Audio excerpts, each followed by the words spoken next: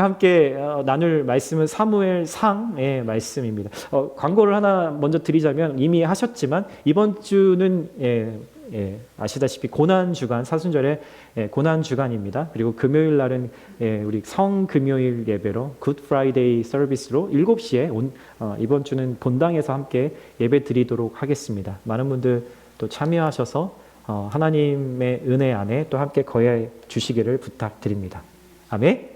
아멘. 네, 오늘 함께 나눌 말씀 사무엘상 18장 5절에서 16절까지의 말씀입니다. 사울과 다윗이라고 하는 이 두 인물에 관련된 짧은 스토리인데요. 우리 함께 5절부터 한 구절씩 서로 번갈아 가면서 읽어보도록 하죠. 제가 5절을 먼저 읽습니다. 다윗은 사울이 시키는 일마다 지혜롭게 잘 해냈습니다. 그러나 사울은 그를 군대의 높은 자리에 앉혔습니다. 이 일을 모든 백성들은 물론 사울의 신하들도 기뻐했습니다. 다윗이 블레셋 사람을 죽이고 군사들과 함께 돌아오는데 온 이스라엘 성읍에서 여자들이 소구와 꽹과리를 갖고 나와 노래하고 춤추며 사울 왕을 맞았습니다. 그들은 춤을 추며 이렇게 노래했습니다. 사울이 죽인 사람은 수천 명이요 다윗이 죽인 사람은 수만 명이라네. 사울은 이 노랫소리를 듣고 몹시 불쾌해 화가 치밀었습니다. 속으로 다윗에게는 수만 명이라더니 내게는 고작 수천 명뿐이라는구나. 그가 더 가질 것은 이제 이 나라밖에 더 있겠는가 하며 그때부터 다윗을 시기하고 질투하기 시작했습니다. 다음 날 하나님이 보내신 악한 영이 사울에게 강하게 내리덮쳤습니다. 사울이 발작이 도져 집안에서 소리 지르며 다니자 다윗은 평소와 같이 하프를 켰습니다. 그때 사울의 손에 창이 들려 있었는데 그는 다윗을 벽에다 박아버릴 테다 하고 혼잣말을 하며 창을 던졌습니다. 그러나 다윗은 2번이나 그에게서 몸을 피했습니다. 사울은 다윗이 두려웠습니다. 여호와께서 사울을 떠나 다윗과 함께 하셨기 때문입니다. 함께 읽을까요? 그래서 사울은 다윗을 천부장으로 삼고 그 자기에게서 멀리 떠나 보냈습니다. 그리하여 다윗은 부대를 이끌고 싸움터로 나갔는데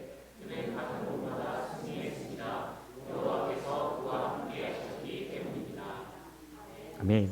네. 지난주부터 저희가 사무엘서를 묵상하고 있습니다. 지난주에 여러분 기억나시나요? 어떤 말씀이었는지? 사무엘 선지자가 어떻게 태어났고 어떻게 하나님 앞에서 쓰임 받았는지, 그리고 하나님은 과연 어떤 사람에게 하나님의 시선을 주시는지 그것을 우리가 좀 살펴봤죠. 하나님은 하나님께 마음의 중심을 드리기로 결정하고 하나님이 무슨 말씀을 하시든지 내가 그 말씀을 따르겠다라고 마음 먹은 그 사람의 삶을 통해서 일하신다라고 여러분 말씀드렸어요. 그렇다면 여러분들의 한 주는 저에게도 마찬가지지만 여러분들의 지난 한 주는 어떠셨나요? 하나님의 말씀에 귀 기울이시는 시간을 가지셨나요? 그 말씀을 들으실 때 순종하겠다라고 하는 그런 결심의 마음으로 그 말씀을 들으셨나요? 여러분 어제 식사하셨죠? 어제도 밥을 드셨죠? 오늘도 먹어야 하죠? 그럼 마치 그런 것처럼 하나님의 말씀은 매일 먹어야 하는 죽고 사는 문제입니다. 그러니까 오늘 저와 함께 하나님의 말씀을 맛있게 먹어보았으면 좋겠습니다. 여러분 사무엘서는요 이스라엘의 역사를 따라서 하나님이 어떻게 일하셨는지에 대한 기록을 우리에게 이야기해 줍니다. 여러분 잠깐 이전의 이야기를 잠깐 좀 서머리하면서 좀 기억해 볼까요? 사사기 시대의 특징이 뭐라고 말씀드렸죠? 왕이 없어서 자신들이 옳은 대로 자기가 좋은 대로 살았다라는 게 사사기의 특징이었죠. 왕이 없었나요? 실제로? 아니요, 있었죠. 하나님이 왕이셨음에도 불구하고 그들은 자기 눈에 좋은 대로 자기 생각에 옳다고 생각하는 대로 살았습니다.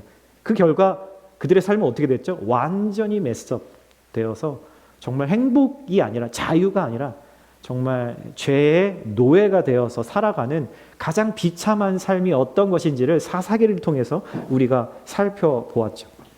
그리고 이제 사무엘 시대로 지나갑니다. 사무엘서로 넘어가죠. 여전히 삼손, 마지막 사사였던 그 삼손의 시대처럼 블레셋에게 억압을 받고 있는 그런 시간이 계속 흘러가고 있어요. 그렇지만 마지막 사사였던 이 사무엘이 블레셋의 압제로부터 이스라엘을 여러 번 건져내지요. 이 사무엘 선지자가 이스라엘을 건져낸 것은 그가 막 전쟁 기술을 가지고 건져낸 것이 아니라 이스라엘 사람들의 마음을 하나님께로 다시 돌이키게 함으로 인해서 하나님을 의지하게 했고, 그래서 블레셋과의 전쟁에서 이기게 하는 것이죠. 그런데 오늘 우리의 이야기는 그 다음 사무엘이 죽은 다음에 세워지는 한 사람에 대한 이야기예요. 사무엘이 죽을 때가 가까이 왔을 때 사람들이 사무엘을 찾아와서 이제 당신이 죽고 나면 우리를 더 이상 이끌어줄 사람이 없으니 우리에게 다른 나라들처럼 우리도 왕을 달라. 그렇게 하나님께 기도하고 요청해 달라라고 말을 해요. 사무엘상 8장에 보면은 그런 이야기를 이스라엘의 리더들이 사무엘을 찾아와서 그렇게 요구합니다. 자, 여기서 한번 생각해 볼게요. 여러분, 사사기의 특징, 그리고 지금 사무엘서에 들어와서 이스라엘 백성들이 지금 사무엘에게 요구하는 그 이야기, 왕이 없어서 자기 마음대로 살다가 사무엘서로 넘어와서 다른 사람들, 다른 나라들처럼 우리도 왕을 달라라고 요구를 하고 있는 거예요. 그럼 뭐가 좀 달라졌나요? 왕이 없다가 왕을 세워달라고 하니까 큰 변화가 있는 것 같죠? 아니요. 크게 달라진 건 없습니다. 아무것도 달라진 게 없어요. 하나님이 그들의 왕이심이 눈 시퍼렇게 떠고 계시는데 하나님의 백성들은 하나님을 왕으로 인정하지 않고 있는 거예요. 하나님은 이들의 끈질기고 고집스러운 요구에 결국 그 요구를 들어주시고 맙니다. 그들 가운데 왕을 세워주겠다라고 말씀하시죠. 그러면서 뭐라고 말씀하시냐면, 그렇지만 너희들이 요구한 왕이 앞으로 어떻게 너희들을 대할지 잘 보도록 해라. 너희들을 분명히 종으로 삼고 너희가 그들을 위해서 고통스럽게 해야 될 수많은 책임들이 생기게 될 것이다. 너희들은 그것 때문에 올가매어진 삶을 살 것이고 너희들은 상처를 받을 것이고 너희들은 힘든 시간들을 겪게 될 거다라고 미리 경고의 말씀을 해주시죠. 그럼에도 불구하고 이스라엘은 눈에 보이는 왕, 자신들의 요구를 들어줄 수 있는 왕, 내가 컨트롤해서 움직일 수 있는 그 왕에 대해서 포기하지 않아요. 여러분, 우리가 살면서 우리가 하나님께 기도했던 것들이 참 많이 있지 않나요, 여러분? 근데 그 하나님께 기도해온 것들 가운데 마치 이런 요구들이 우리에게 있었지 않나요? 하나님, 나에게 왕을 주십시오. 눈에 보이는 내가 의지하고 나에게 요구를 들어줄 무언가를 나에게 주십시오 라고 기도했던 적이 있지 않나요? 내가 보기에 좋은 것들, 내가 가지면 정말 좋겠다라고 믿었던 것들을 달라고 하나님 앞에 떼쓰는 거죠. 그게 하나님의 뜻인지 하나님이 기뻐하시는 일인지는 관심 없이 그렇게 떼쓰면서 기도하는 것들이 우리에게 있어 왔습니다. 하나님은요, 근데 때로는 그것들을 우리에게 주시더라고요. 이유는 뭐냐면 그것을 한번 경험해 보는 삶을 허락하시는 거죠. 그것이 베스트가 아니지만 그렇게 고집스럽게 요구하기 때문에 얼마나 그것이 너희들을 얽매고 하나님으로부터 멀어지게 하고 하나님을 잊게 하는, 그래서 죽어라 힘든 일은 다 겪고 그 당시에는 깨닫지 못하다가 내가 사랑하는 그것들, 내가 손에 얻은 것 같은 그것들이 결국 나를 배신하고 나를 힘들게 할 때 그때 가서야 비로소 깨닫게 되죠. 어떤 것을요? 아, 하나님이 진짜 나의 왕이시구나 라는 것을 깨닫게 돼요. 여러분, 이스라엘이 이제 이 사울이라고 하는 오늘 우리가 보는 그 왕이 세워지고 나서 500년 동안 이 이스라엘의 왕이 세워집니다. 조선 왕조 500년처럼 마치 500년의 시간 동안 이제 수많은 왕들이 이스라엘에 세워지죠. 근데 이미 성경을 아시는 분들은 아시겠지만 그 가운데서 정말 괜찮았다라고 생각하는 왕들은 얼마 되지 않습니다. 계속해서 고통 가운데 이스라엘 백성들이 그 왕 때문에 고통받는 것들을 보게 되는 거죠. 어찌됐든 하나님은 이스라엘 역사에서 처음으로 왕을 세우십니다. 누구 때문에요? 네, 우리의 고집스러운 요구 때문에. 네, 그래서 우리도 그런 내 삶의 왕들을 요구하는 경우들이 있다라고 말씀드리는 거죠. 첫 번째 왕은 바로 사울 왕이었습니다. 여러분, 오늘은 이 사울 왕의 인생을 좀 간략하게 좀 리뷰하면서 그의 인생을 하나로 관통할 수 있는 어떤 레슨은 뭘까라는 고민들을 하면서 이 말씀을 묵상해 보게 되었어요. 여러분, 이 사울은 사람들의 의해서 왕으로 세워졌지만 결국 그의 인생을 보면 왕처럼 살지는 못한, 왕이라고 불렸지만 왕답게 살지 못한 인생이 됐던 사람이죠. 이 사람이 어떤 사람인가를 짧게 한번 좀 보면 좋을 것 같아요. 9장에 보면은 이 사람이 어떤 사람인지에 대해서 이야기를 합니다. 베냐민 지파에 기스라고 하는 유력한 사람이 있었습니다. 기스는 바로 이 사울의 아버지 된 사람이죠. 그는 아비엘의 아들이고 스롤의 손자이며 베고랏의 증손이고 베냐민 지파 아비야의 현손이었습니다. 그렇다는 얘기예요. 2절에 보면은 그에게는 사울이라고 하는 아들이 있었는데, 이 기스의 아들 중에 사울이라는 아들이 있었는데, 그는 눈에 띄게 멋진 젊은이로서 이스라엘 사람들 가운데 그처럼 잘생긴 사람이 없었고, 키도 다른 사람들보다 어깨 위만큼 다 컸습니다. 여러분, 사무엘이 어떻게 우리 지난주에 함께 봤잖아요. 그렇죠? 그거랑 비교해 보면은 완전히 사울은 다른 환경에서 태어났다라는 것을 알게 되죠. 사무엘은 어머니 한나가 자식이 없는 상황에서 아이를 얻고 그 아이를 하나님께 드림으로 정말 사무엘이 평생에 그 썩어 빠져 있는 종교 리더들에게 둘러싸여 있었지만 마치 반짝이는 보석처럼 하나님의 사람으로 그렇게 쓰임 받아요. 그런데 사울이라고 하는 사람은 요즘 기준으로 보면 완전 금수저 태생인 거죠. 1절에 여기서 유력하다라는 거는 무슨 말이냐면 아주 부유한 집안이었다라는 의미예요. 돈도 있고 영향력도 나름 그 지파 안에서 있었던 그런 사람이었다라는 거죠.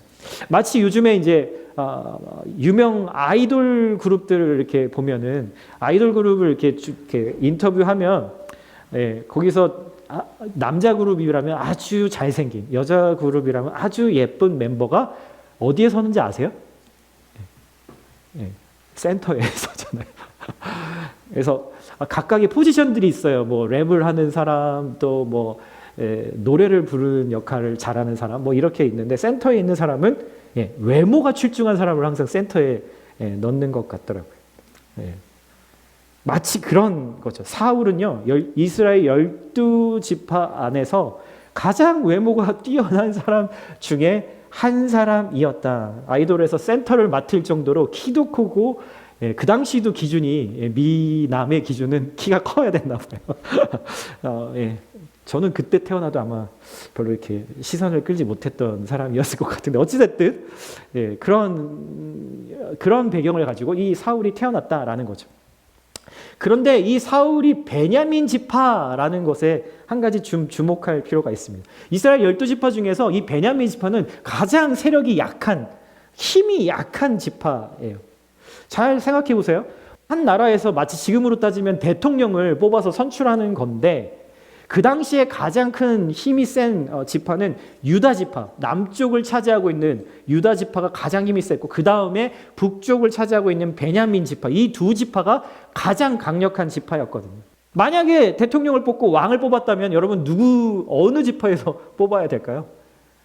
그 두 지파 중에서 한 명을 뽑아야 되지 않겠어요? 일반적인 상식이라면? 아니라면 이스라엘 사람들이 이제 대다수의 다수결의 원칙이라면 그들이 동의하지 않을 수 있겠죠. 그런데 왜 이 가장 연약한 지파에서 왕을 뽑았는가? 사람들의 정치적인 계산이 그 안에 있었던 거죠. 모두가 견제할 수 없는 강력한 지파에서 누가 왕이 되면 그러면은 그 사람을 통제하는 게 쉽지 않은 거예요.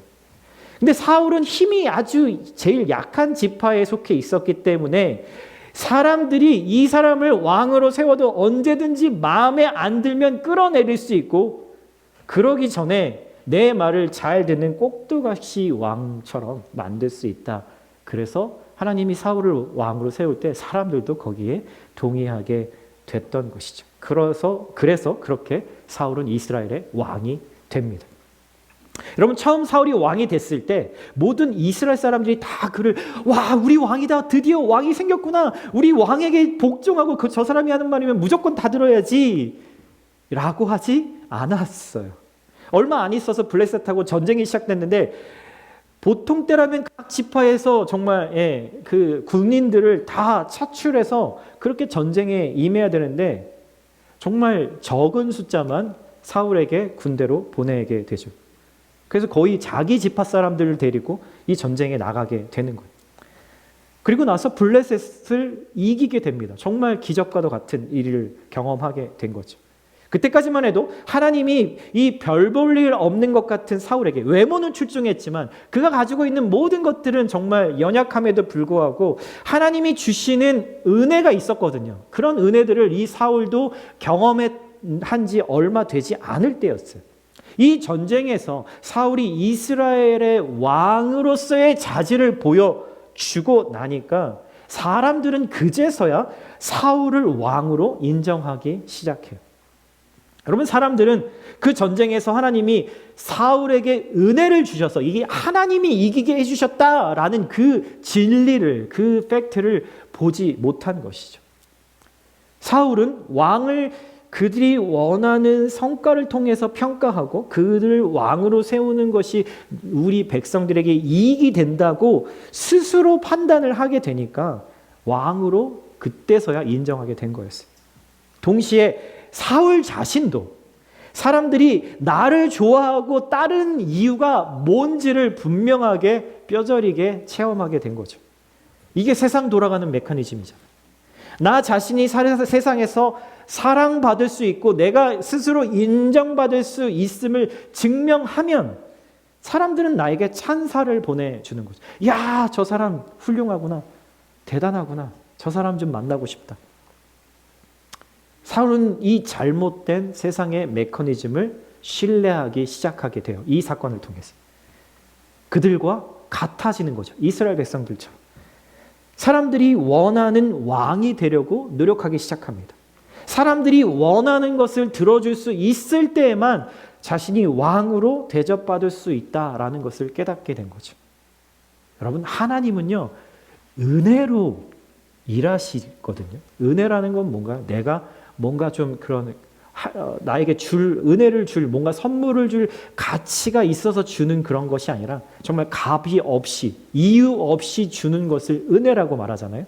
하나님이 우리를, 그리고 이 세상을 움직이시는 원리는 은혜예요, 은혜. 근데 세상은 그렇지 않습니다. 세상은 언제나 기브 앤 테이크로 세상이 돌아가고 있는 것이죠.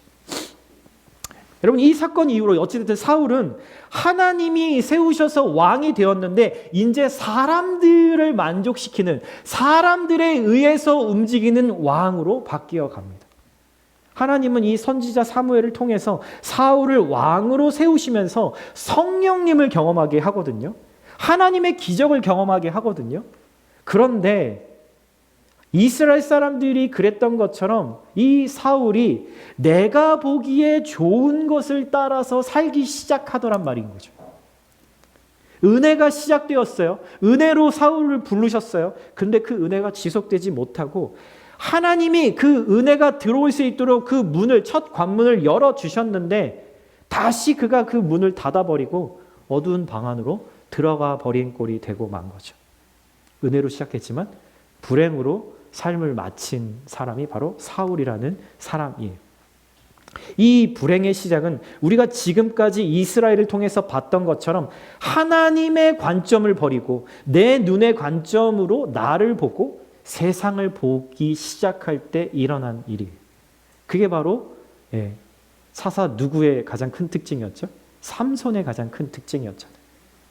내 자신을 내 스스로 판단하고 다른 사람을 또 내 관점으로 판단하는 거죠. 나와 다른 사람을 비교하며 시기하고 결국 이 사울은 자신과 가족과 공동체를 파멸시키는 결과를 낳게 된 거예요. 그렇다면 왜 사울은 다른 사람과 자신을 비교하면서 시기심을 가지면서 살게 되었을까요? 어떻게 그 시기심이 자신을 파멸로 몰아넣게 되었을까요? 오늘 우리가 읽은 이 본문은 사울이 왕이 되고 난 후에 다윗을 만나고 나서의 일이에요. 다윗은 블레셋의 거인 골리앗을 쓰러뜨리고요. 이스라엘에서 가장 큰 유명한 사람, 가장 인플루언서가 되었죠. 사울 왕은 다윗을 영입합니다. 리크루팅합니다. 그래서 그를 전쟁에서 장군으로 사용하게 되죠. 그리고 이스라엘의 상황이 완전히 바뀌게 돼요. 계속 블레셋의 억압을 당하고 지기만 하다가 다윗 때문에 이제 이스라엘이 블레셋을 이기게 되는 상황이 온 거죠. 그리고 어느 날 한 전쟁에서 이기고 돌아오니까 백성들이 환호하면서 이렇게 노래를 부르게 된 거예요. 7절에 그들은 춤을 추며 이렇게 노래했습니다. 사울이 죽인 사람은 수천 명이요 다윗이 죽인 사람은 수만 명이라네. 이렇게 노래를 이렇게 부르게 된 거죠.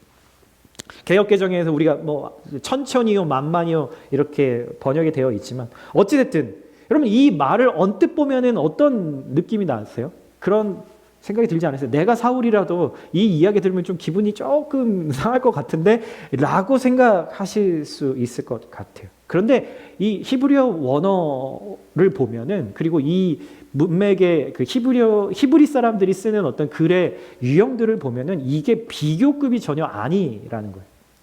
천이나 만이라고 하는 숫자를 여기다 썼지만 이건 비교를 위해서 쓴 것이 아니라 단순히 히브리 사람들이 천과 만이라는 숫자는 많다. 그러니까 사울도 많이 죽였고 블레셋을 다윗도 블레셋을 많이 죽였다. 우리가 많이 죽이고 이겼다라는 것을 이해하기 위해서 평행 구조의 의미로 가지고 이 이야기를 쓴 거예요. 그런데 사울은 그것을 그런 의도로 쓰지 않았지만 그 해석을 가장 네거티브하게 스스로 하게 된 거죠. 부정적인 의미로 해석을 해요. 어라? 지금 왕과 내 부하 다윗을 나랑 동급으로 비교한다고? 그게 말이나 돼? 왕은 나라고 내가 이겼다고 다윗이 감히 내 이름과 같은 노래에서 언급될 사람인가? 라고 지금 분노하고 있는 거예요.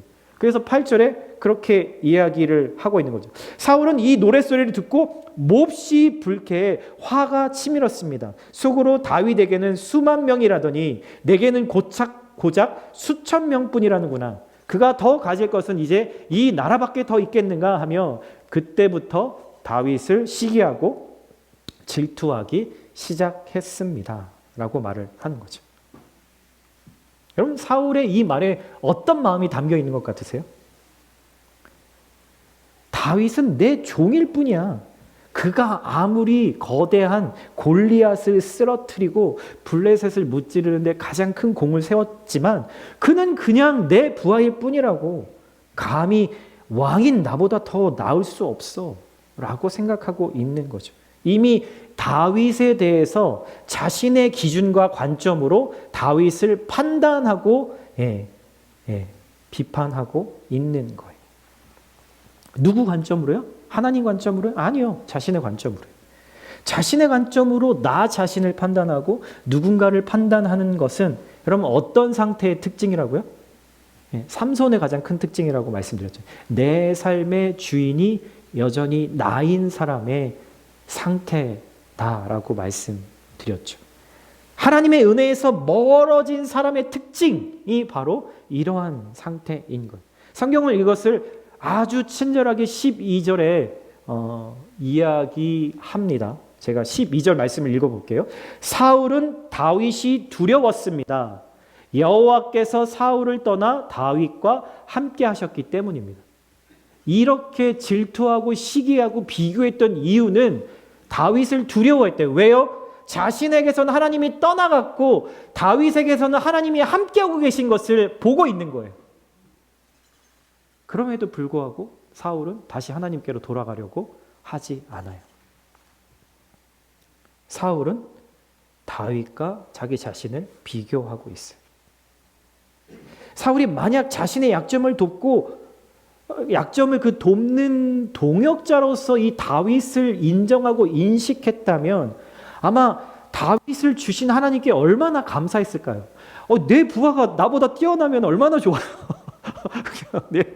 그 사람 때문에 나도 칭찬을 받는 거잖아요. 사실 이런 마음을 가지면 이 사람이 얼마나 귀해요. 나와 함께 일해주는 게, 나랑 함께 있어주는 게 얼마나 좋아요. 그런데 사울은 그런 마음이 드는 것이 아니라 그를 시기하고 나를 비교하고 질투하기 시작했다라는 거죠. 만약에 이런 마음을 가졌었다면 사울의 인생은 완전히 달라졌을 텐데 그의 인생도 아름답게 끝낼 수 있었을 텐데 그렇지 않았다라는 거죠. 여러분, 우리가 살아가면서 참 그런 거를 누가 가르쳐 주지 않았는데 비교하고 나를 누군가와 비교하고 그렇게 시기하는 마음이 우리 안에 들 때가 참 많죠. 여러분 그렇지 않나요? 제가 쓰진 않았지만 이거 묵상하면서 제 어린 시절에 좀 어떤 한 말이 좀 떠올랐어요. 저희 어머님이 저를 막 이렇게 혼내실 때 저만이 아니라 뭐 저희 자녀들을 혼내실 때 그런 얘기를 가끔 하셨어요. 저 옆에 파란 대문집 누구네 집에 첫째는 알아서 공부도 하고 엄마도 도와주고 이렇게 얘기를 하셨던 기억이 좀 나는 것 같아요. 누가 가르쳐 준 것이 아니라 우리가 참 세상 살다 보면 내가 원해서가 아니라 누군가를 통해서 이러한 나를 비교하는 말들을 듣게 되죠. 여러분, 비교는 두 가지 경우가 있어요. 내가 저 사람보다 더 낫다, 더 훌륭하다, 더 괜찮다라는 그런 비교를 할 때도 있고요. 또 하나는 내가 저 사람보다 못하다라고 비교를 할 때가 있죠. 이 두 가지 모두 다 하나님이 원하시지 않는 비교입니다. 나는 가지지 않은 것 때문에 내 자신이 덜 존경받을 만하고 덜 사랑스러운 존재다라고 생각하는 경우.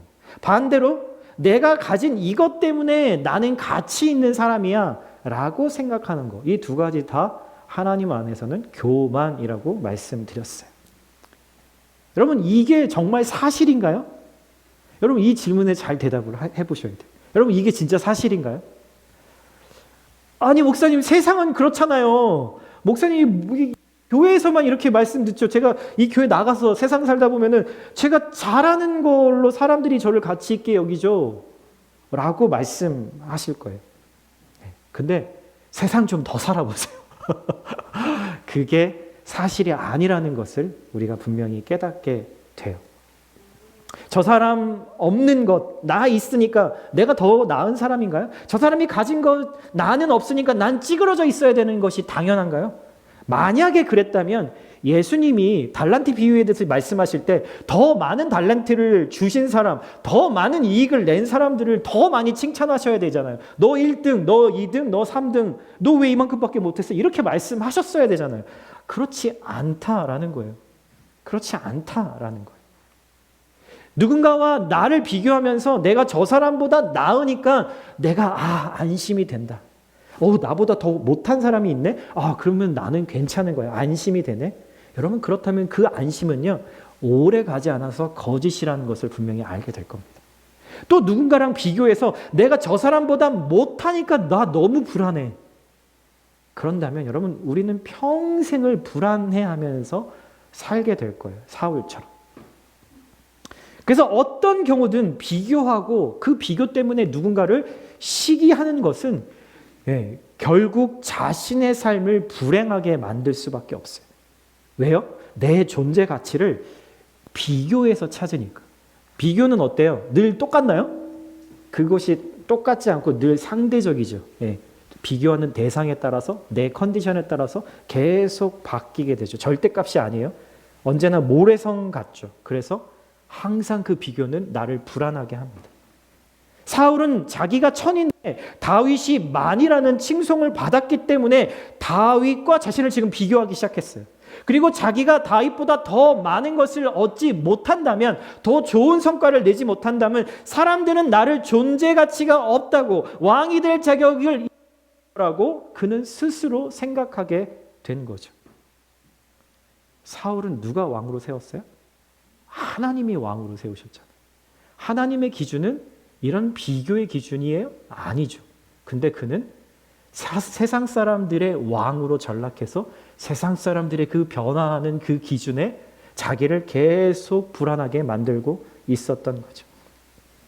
여러분, 우리 속담에 이런 속담 있잖아요. 뛰는 놈 위에 누구 있어요? 나는 놈이 있다.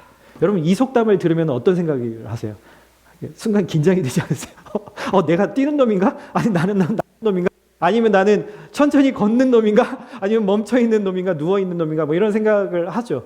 중요한 거는 나 위에 뭔가가 더 나보다 뛰어난 사람이 있으니까 무슨 생각을 하게 돼요? 야, 이거 긴장해야 되겠네. 경각심을 갖고 그와 경쟁해서 내가 이겨야지 라고 하는 생각들을 하게 되잖아요. 나쁜 놈은 나뿐인 놈이라고 누가 그러더라고요. 어찌됐든 스트레스를 받게 만듭니다. 여러분, 사촌이 땅을 사면 어디가 아파요? 배가 아파요. 그런 얘기를 들으면 우리가 스스로 스스로 느끼는 그 비교감, 우월감, 그런 낮은 자존감들을 정당한 감정이라고 치부해 버리기도 합니다. 옛날 사람들도 다 그랬는데 나도 그런 감정이 느끼는 게 당연한 게 아니야? 여러분, 그런데 이렇게 살다가 결국 망가지고 파멸하게 되는 거죠. 여러분, 성경이요, 이 남과 누구를, 내 자신을 비교하는 것, 그래서 누군가를 시기하는 것을 성경은 뭐라고 얘기하냐면 우상숭배라고 이야기를 해요. 여러분, 하나님이 가장 싫어하는 게 뭐죠? 가장 싫어하는 죄가 뭐죠? 우상숭배잖아요. 그것이 우리를 더럽게 하고 거룩하지 못하게 만드는 거죠. 왜냐하면 누군가와 비교하고 시기하는 마음의 근본 동기가 뭐냐면 나를 사랑하는 마음 때문에 생겨나는 거거든. 누군가와 비교해서 나를 높이거나 누군가와 비교해서 내가 막 이렇게 되게 자존감이 낮아서 찌그러져 있는 사람들의 특징은 뭐냐면, 동의하시지 않으실지 모르겠지만 자기를 너무너무 사랑하기 때문에 그러는 거예요. 보호하기 위해서, 나를 보호하기 위해서. 이렇게 해서 자기의 존재의 이유를 위해서 찾으려고 하기 때문에 그렇죠. 여러분, 근데 이런 상태에 있는 사람들이 큰 비극이 뭔지 아세요? 여러분, 이 비교하고 시기하는 것은요, 하나님이 사실은 내 연약함을 내가 보게 될 때 하나님은 그 연약함을 통해서 내 성품이 더 성숙하고 성장하기를 바라세요. 그것이 하나의 기회가 돼서, 리소스가 돼서.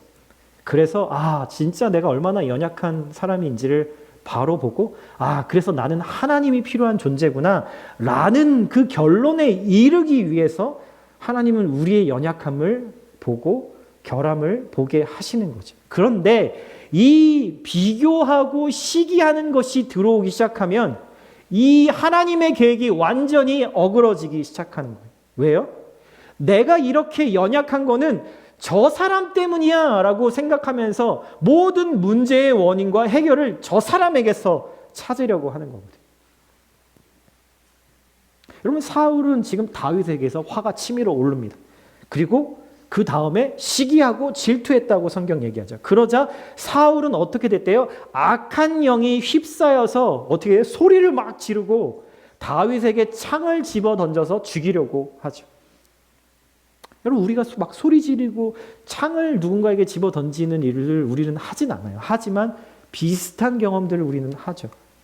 마치 우리가 누군가에게 비교감을 느끼고 시기함이 올라오고 질투가 올라올 때 주변 사람들에게 마치 창을 막 던지듯 어떻게 해요?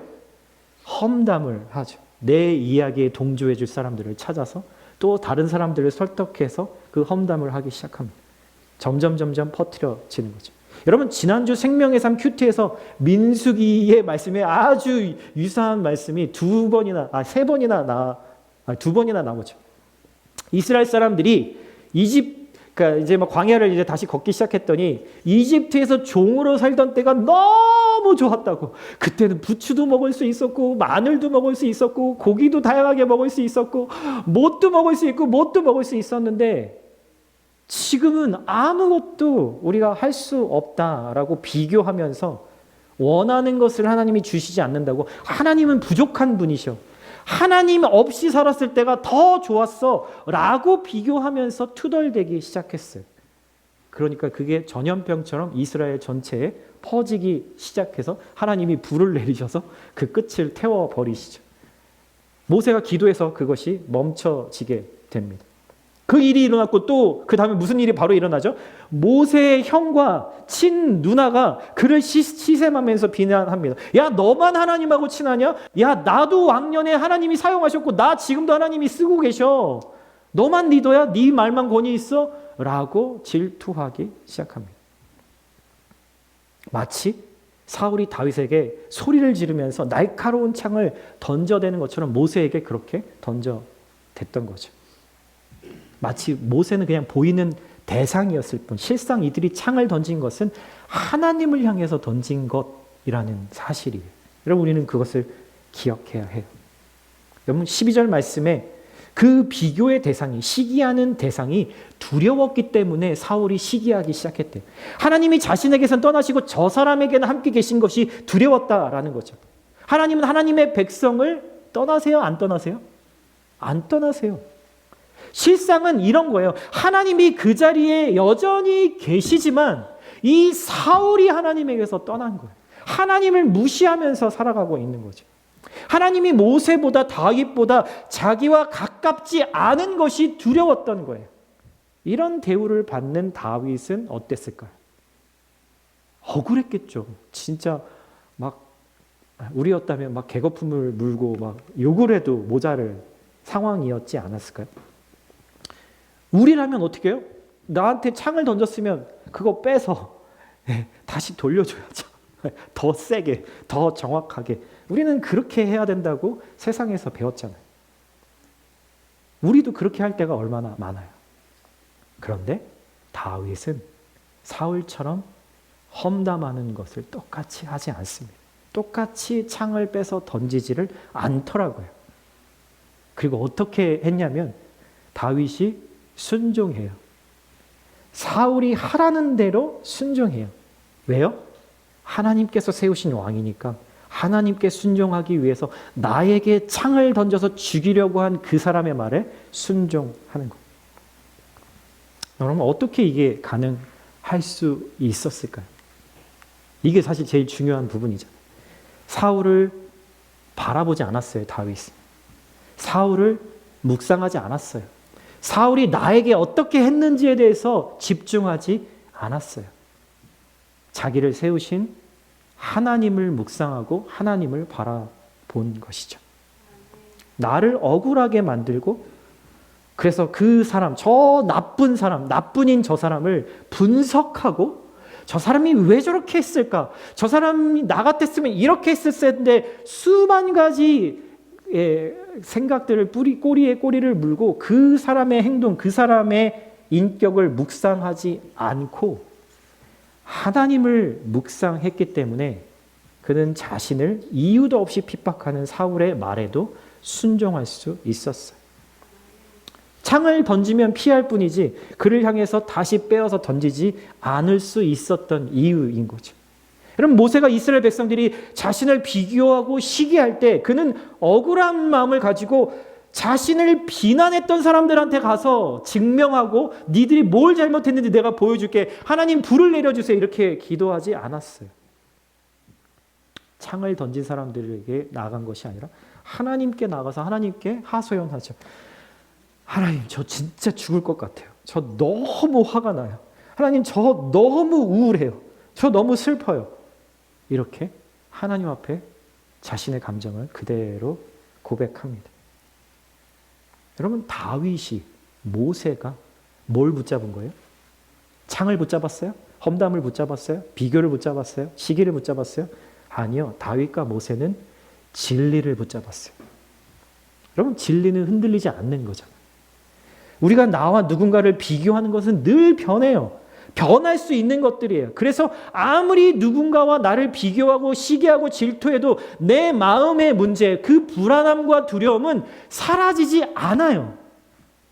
잠시 우리 안에 쾌감이 있을 뿐 우리는 더 나락으로 빠져들고 마는 거예요.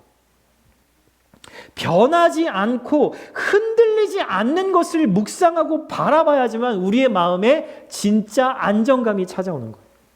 내가 뭔가를 잘못해도, 내가 뭔가를 잘해도 하나님은 그것 때문에 나를 사랑하시는 것이 아니라 내가 하나님의 자녀이기 때문에 나를 사랑하신다라는 그 진리를 붙잡는 것이죠.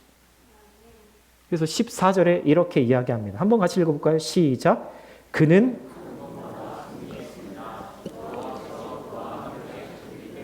누가요? 다윗이요. 가는 곳마다 승리했대요. 그가 잘나서요? 그가 힘이 세서요? 그가 전략이 좋아서요? 아니요. 여호와께서 그와 함께 하셨기 때문에 승리했다라고 이야기를 해요. 여러분 한번 잘 생각해 보세요.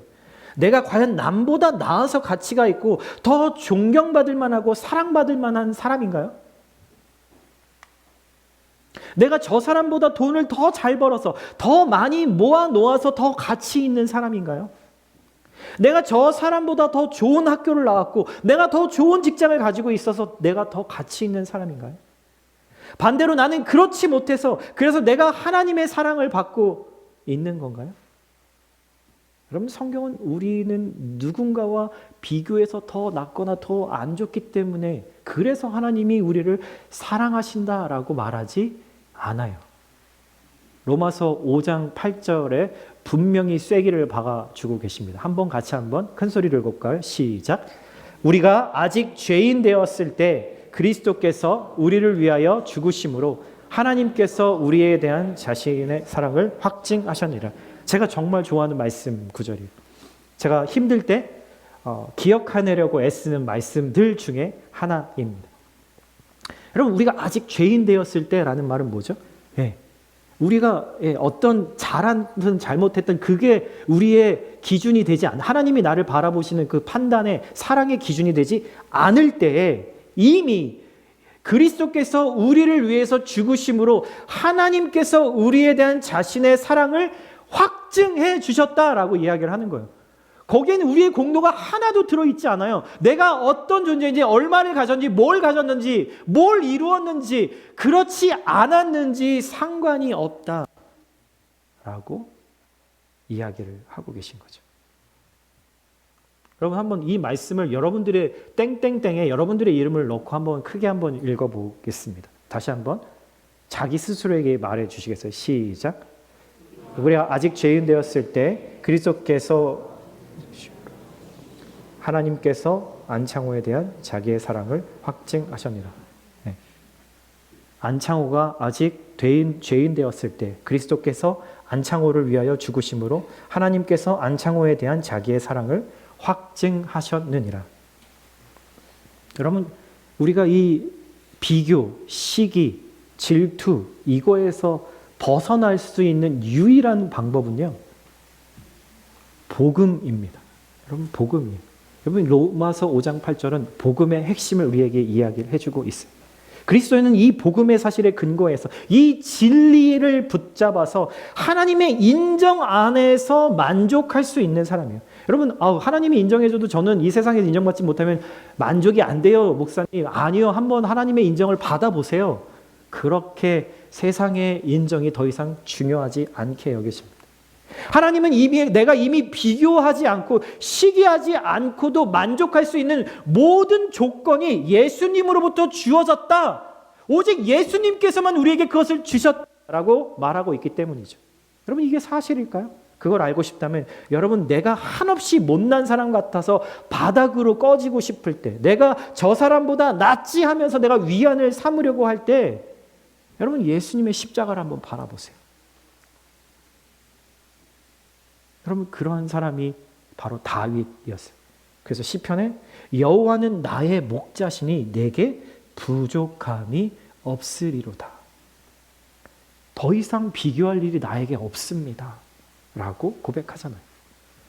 여러분 비교감에서 시기심에서 벗어나고 싶으세요? 그 불안함에서 벗어나고 싶으세요? 하나님이 나를 다스리시기 시작하면 나는 결코 시기하지 않아요. 시기의 유혹이 있어도 쉽게 유혹에 빠지지 않아요. 그래서 예수님이 우리에게 말씀하십니다. 즐거워하는 자들과 함께 즐거워하고 우는 자들과 함께 울라.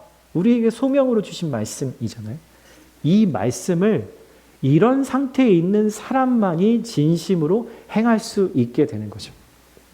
여러분, 이렇게 복음은요, 우리 안에 비교와 시기라는 그 우상을 찾아내게 만들고 그것을 깨트리게 만듭니다. 사랑하는 형제자매 여러분, 그럼 복음의 진리는 우리에게 매일매일 필요합니다. 예수를 믿을 때만 필요한 게 아니라 복음은 매일 하나님의 사람의 능력이라고 로마서 1장에 이야기를 하는 거죠. 그러니까 매일매일 이 복음의 진리를 붙잡으십시오. 하나님의 매일의 말씀, 우리 큐티 나누는 그 매일의 말씀에 늘 복음이 그 안에 담겨져 있어요. 세상은 끊임없이 네가 잘해야 너를 사랑할 거야 라고 말하지만 예수님은 오늘도 십자가에서 이미 영원히 너를 사랑으로 하기로 나는 결정했어 라고 말씀하고 계세요. 여러분, 이 음성을 매일매일 죽어라고 들으셔야 돼요. 그래야 우리가 자유롭게 살 수 있어요. 피곤하지 않게 스트레스 받지 않으면서 살 수 있어요. 왜냐하면 날 향한 하나님의 사랑은 결코 변하지 않으시니까요. 여러분, 그러니까 절대로 걱정하지 마세요. 여러분, 넘어질 수는 있어도 결코 여러분들의 인생이 망하지 않습니다. 하나님 안에서. 혹 또 불안해지기 시작한다면 여러분, 오늘 이 사랑의 확증을 빨리 확인하셔야 돼요. 어디에서요? 십자가에서. 여러분, 이번 한 주, 이 고난주간의 시간 가운데 나를 사랑하기로 확증하신 그 십자가의 은혜를 정말 충분히 누리시는, 그래서 자유한 마음으로 살아가시는 한 주가 되시기를 예수님의 이름으로 축복드립니다. 아멘. 아멘.